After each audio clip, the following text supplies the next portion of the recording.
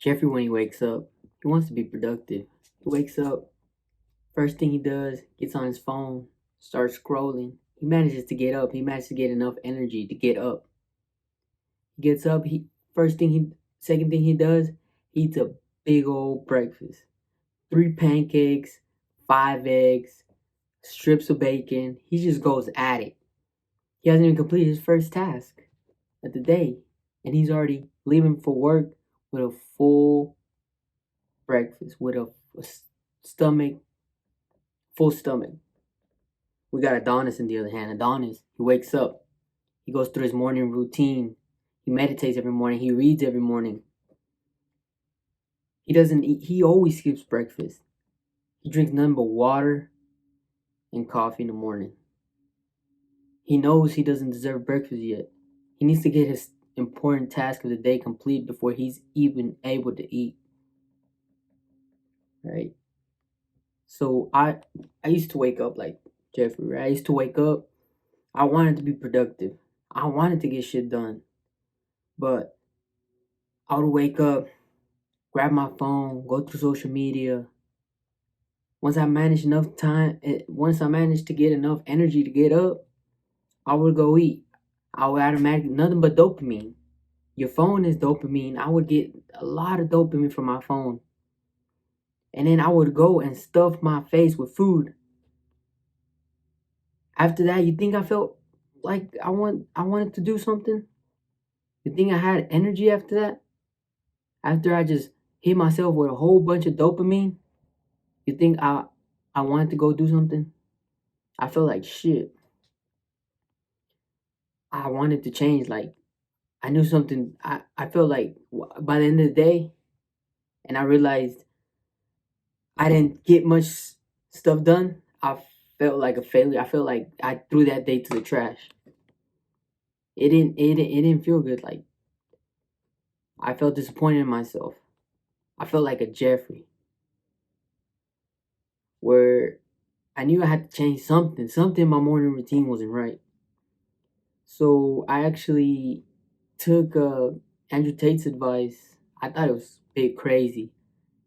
He says he doesn't. He always skips breakfast and he eats he only drinks water and coffee every morning. That was a bit crazy because we we always we we've been ever since we were raised in school and everything. They always told us how breakfast is the most important meal of the day, right? I believe it's all fucking programming. It's programming. How you gonna eat and you haven't done nothing to deserve that food, right? Back then, we're still pretty primal, right? From our primal times, it's still our body hasn't changed as much. Our brains haven't changed as much. We just have a whole bunch of new technology, but our bodies from 100 years ago, they haven't changed much. We're still primal. We still have that primal instincts, right? So back then, as a man, you would have to get up and hunt your food, right? So you would have that energy, you would have that desire to go and do something, or else you wouldn't eat. So I believe we still have that inside us, especially as a man. You still have that inside you. You want to get up, you want to get stuff done. But instead of that, you're just stuffing your face with food and scrolling through TikTok, getting all them dopamine hits. And that's fucking up your head. That's why we have a mental health crisis, right? You need to limit your dopamine. You need to, matter of fact, try to reduce your dopamine to the minimum, right? So I believe you shouldn't even be eating breakfast. And if you do eat small meals, eat fruits, eat oatmeal, like small, light food. You don't want to stuff your face down because then what do you feel after? You feel lazy. You don't feel like doing nothing. So you're only fucking yourself up. And if you're watching these videos, it's because you definitely don't want to be a Jeffrey. You don't want to be an average motherfucker. So skip breakfast for the whole, as a whole. Don't eat breakfast at all until you get until you get all your tasks completed. All right, you can have a meal, right? So I'm gonna be talking about how why you should fast, right? Um, I wake up in the morning. I go through my morning routine. I pray every morning. I meditate. I just recently started getting that daily sunlight. I believe we're very natural beings. We need the sunlight. We go up. I have noticed that every time I go out there to get sunlight, I feel more fresh. I feel like I want to do. I get more energy. Right? You get them sunlight rays through your eyes. It helps you out, wakes you up more.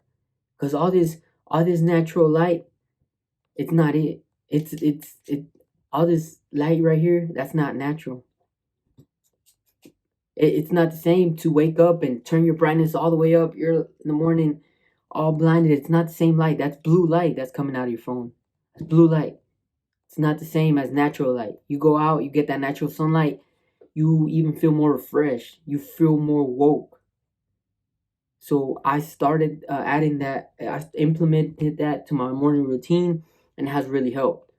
I started becoming more productive. I actually go to the gym, and I want to work out. Right, sometimes you go, you don't feel like going, but you still manage to go whatever. But the sunlight really helps you out more. Right. I read every morning. I say affirmations. That's another topic. I believe your subconscious mind has to do a lot with your actions, right? So, form of affirmation is you dig into your subconscious mind because our sub we act a lot of stuff we act through our subconscious mind. For example, we're so attached to these phones that it's already implemented in your subconscious mind. What do you do when you're bored? You automatically grab your phone without you even realize you're doing it. You open the app up. You open up TikTok without you actually consciously knowing that you're opening that app up. I'm sorry, opening that app up. You don't even do it consciously. Like you're not conscious about what you're doing. It's it's engraved some. It's engraved inside your head. What do you do when you're bored? Oh, automatically grab your phone, start scrolling.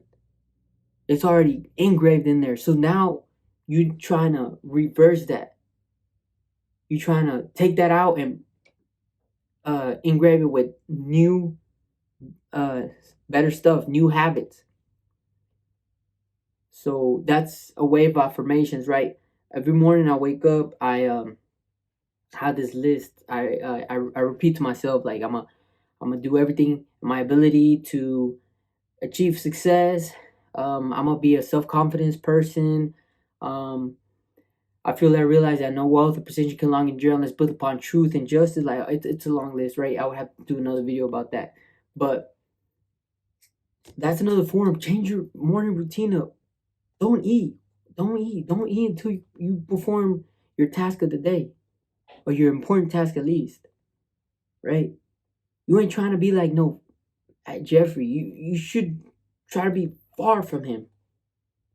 Right? You're only fucking yourself up more.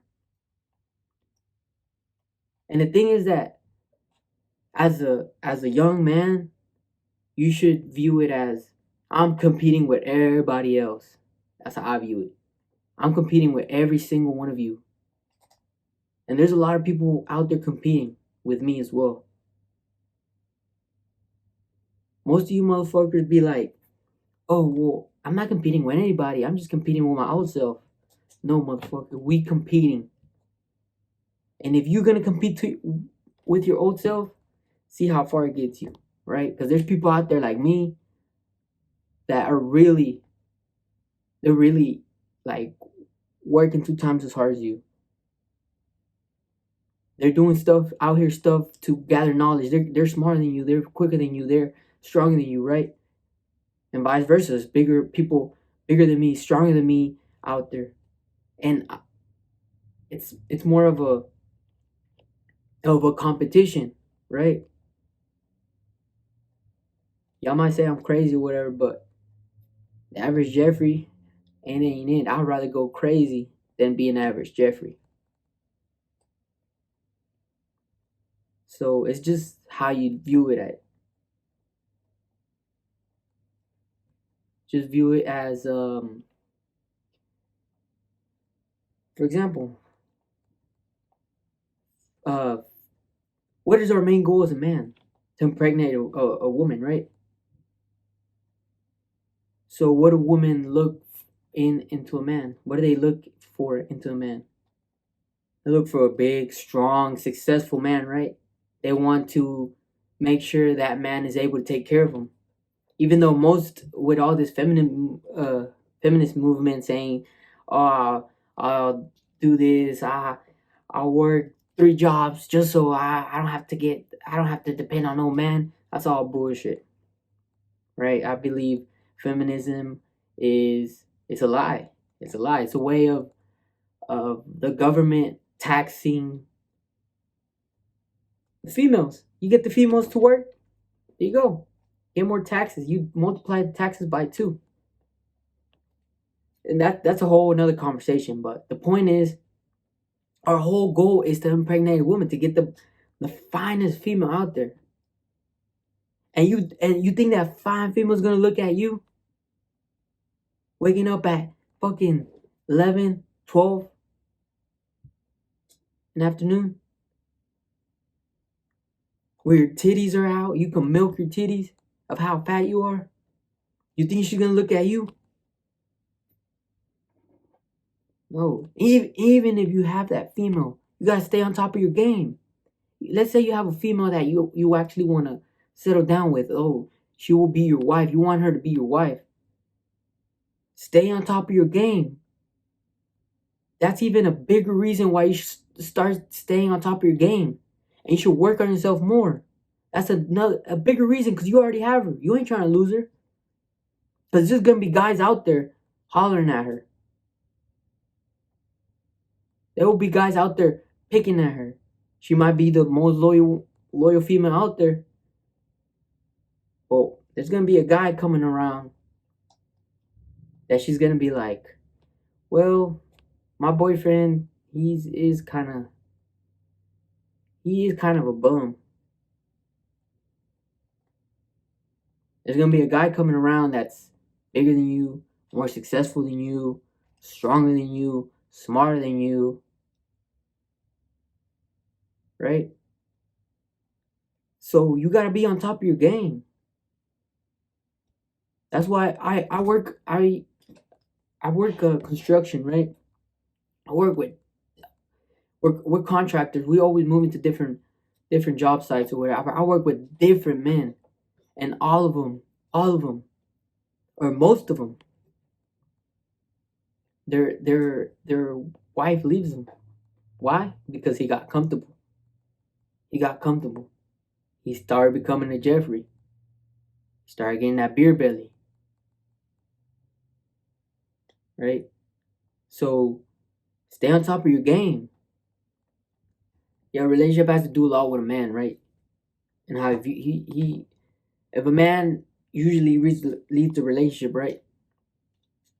So if he's the leader of a relationship and the female starts seeing their leader slack off, he's too comfortable, gets home, sits on the couch and drinks a beer, would you like a leader like that?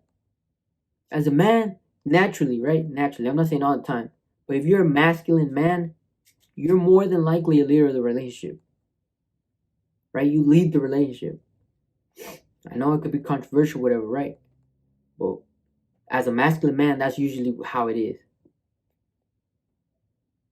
Well, as a female, she's the supporter, the provider. I mean, the supporter of the relationship. She raises the kids, whatever, takes care of the household or whatever. So, if you're the leader of the relationship, wouldn't she like expect you to be up notch, like top performing leader.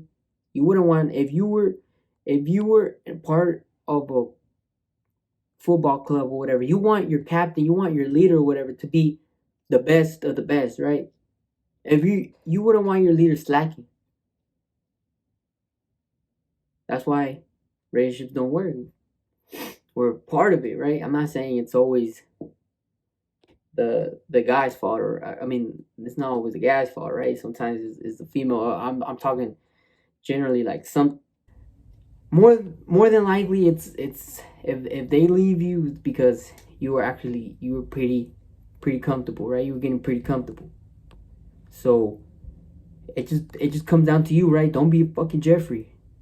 Get your shit up, get your shit straight, get back on the grind, stay productive, be that man that you want to be that man that your kids will be proud of, be that man your wife will be proud of, be that man your parents will be proud of, right?